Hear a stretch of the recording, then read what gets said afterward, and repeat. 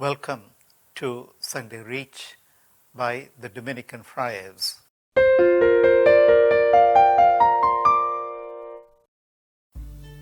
Today is the 13th Sunday of Ordinary Time.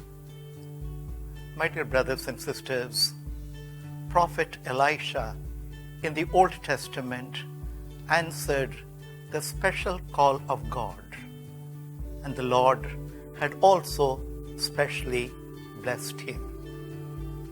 Prophet Elisha was a young man. He has heard about Prophet Elijah.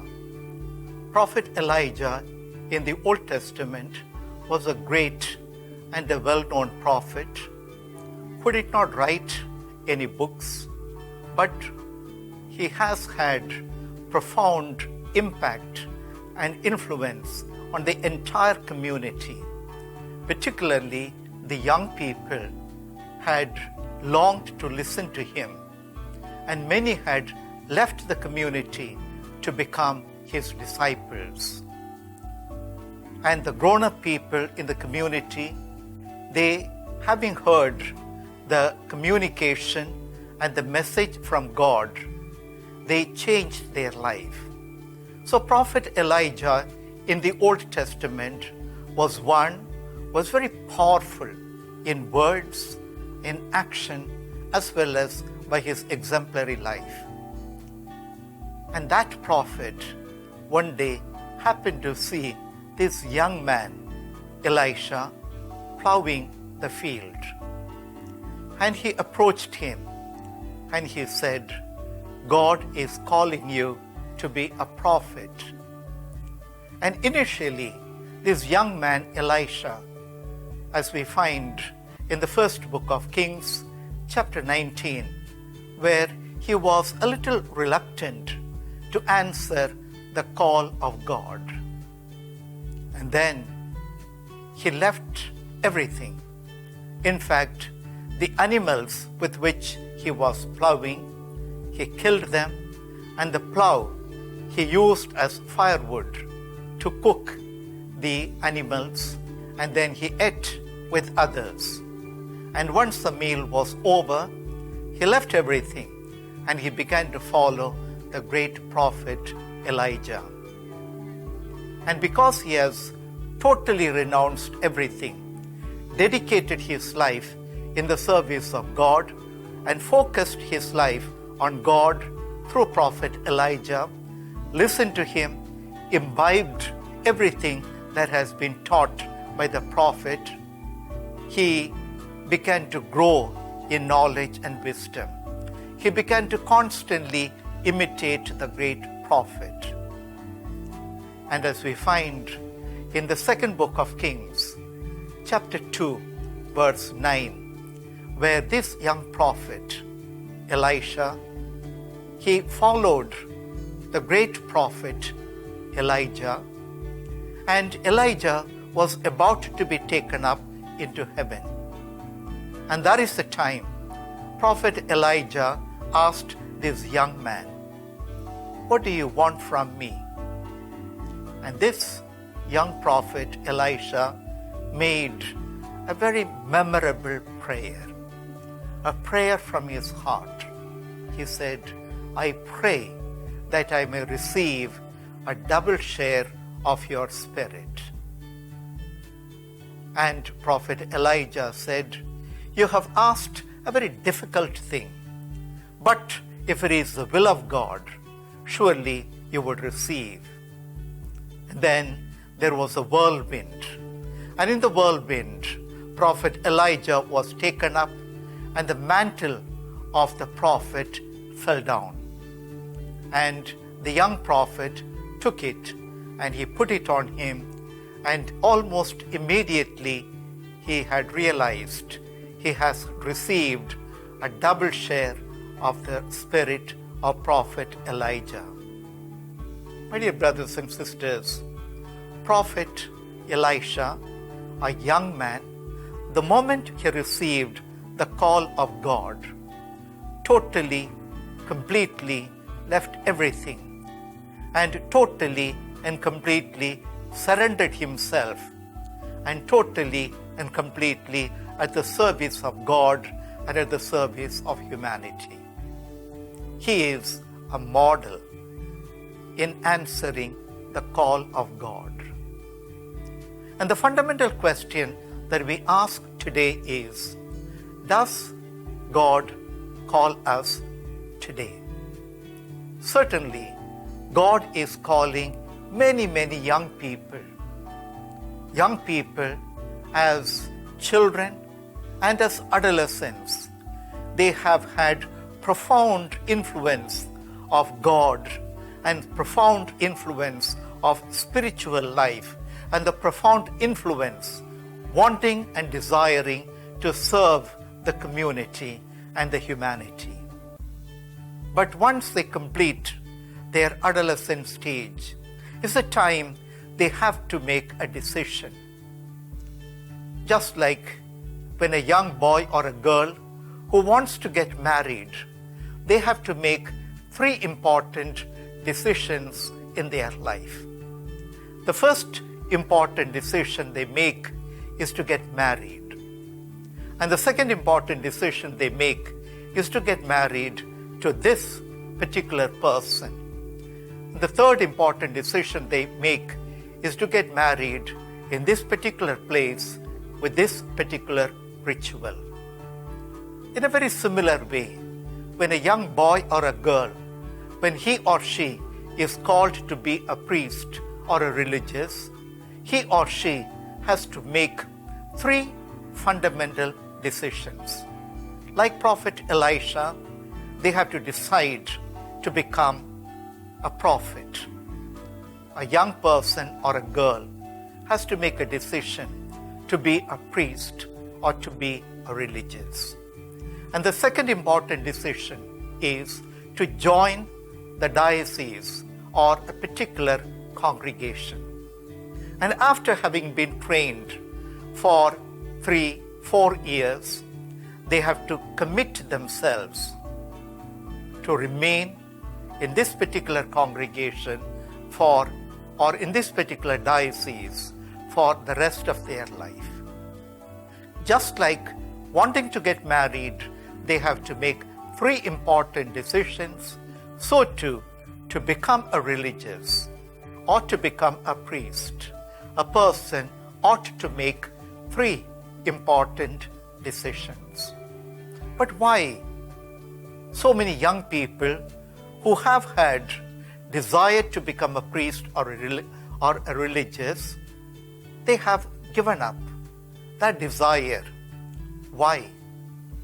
There are 5 important reasons.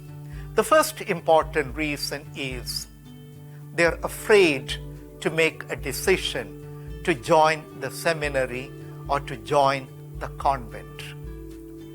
A decision to join the seminary or the convent is a life-transforming decision. And many young people in the modern times, they are scared, they are afraid to make that particular decision which is demanded, which is expected of them. And the second reason why young people are afraid to become a priest or a religious, because a priestly life or a religious life is a highly disciplined life. And for the long period of formation, during which every day they are expected to live a very, very disciplined life.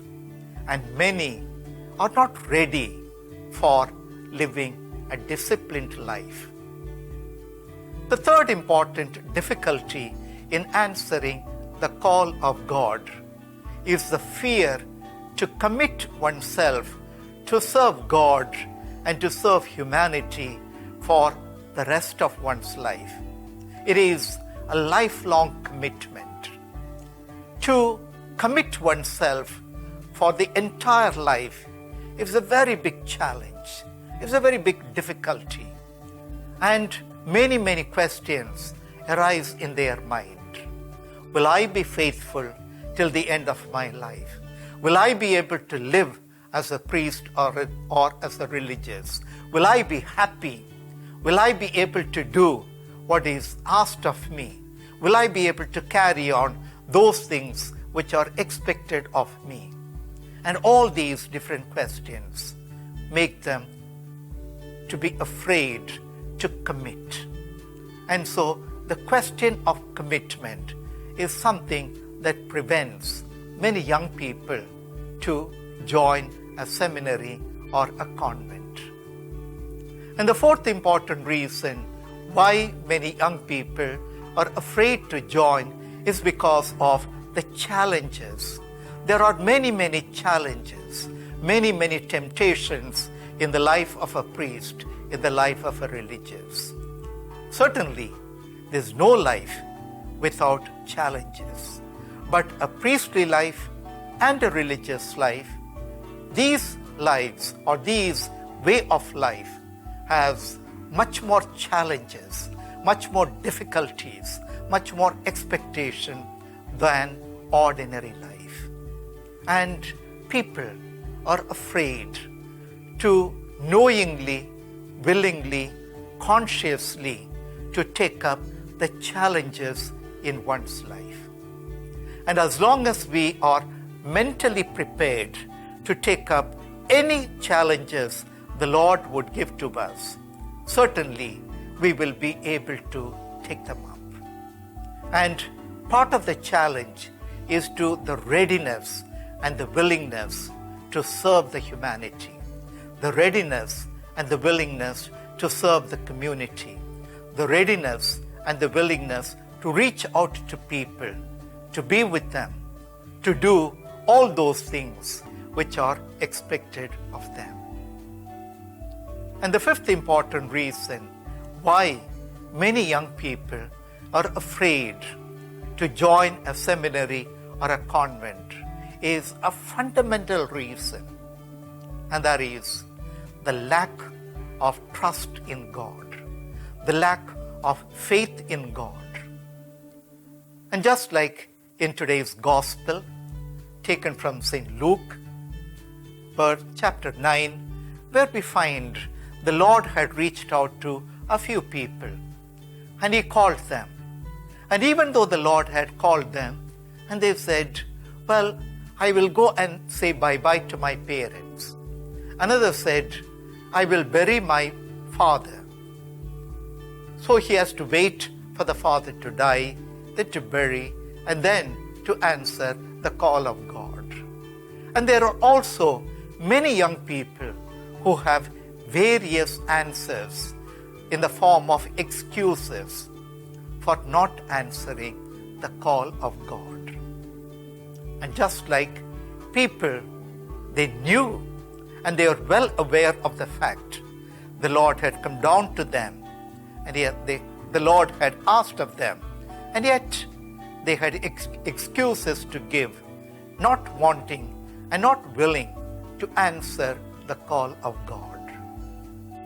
And if we really trust in God, the Lord would simply tell us, I will be with you till the end of time.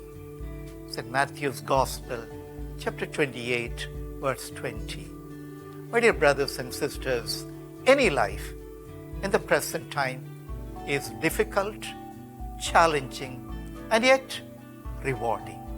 So too, a priestly life, a religious life, and work for God is a way of life which has its own challenges and difficulties.